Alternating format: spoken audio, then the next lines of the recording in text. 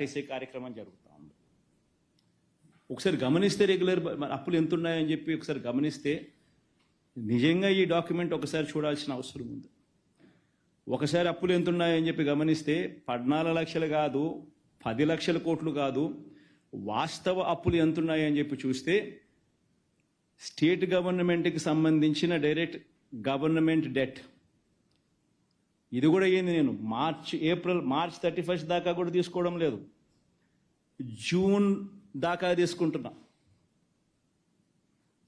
చంద్రబాబు నాయుడు ప్రభుత్వం తీసుకునే దాకా కూడా మన అకౌంట్లోకే వేసుకుంటున్నాం, ఇంకా గ్రేస్ఫుల్గా.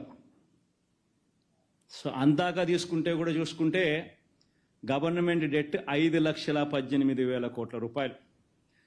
చంద్రబాబు నాయుడు గారు అధికారంలోకి రాకమునుపు 1,18,051 కోట్ల అప్పు ఉంటే చంద్రబాబు నాయుడు దిగిపోయే టయానికి 2,71,798 కోట్ల రూపాయల అప్పులు గవర్నమెంట్ డెట్ అయితే 5,18,000 కోట్లు మన హయాం జూన్లో ముగిసే టయానికి పెరిగిన దాకా పోయిన అప్పులు. అంటే చంద్రబాబు నాయుడు గారు అధికారంలోకి వచ్చేసరికి 1,18,000, ఆయన అధికారంలోకి దిగిపోయేసరికి 2,71,000, మనం అధికారం మొదలుపెట్టేసరికి 2,71,000, మనం అధికారం దిగిపోయేసరికి 5,18,000 కోట్ల రూపాయలు అప్పులు.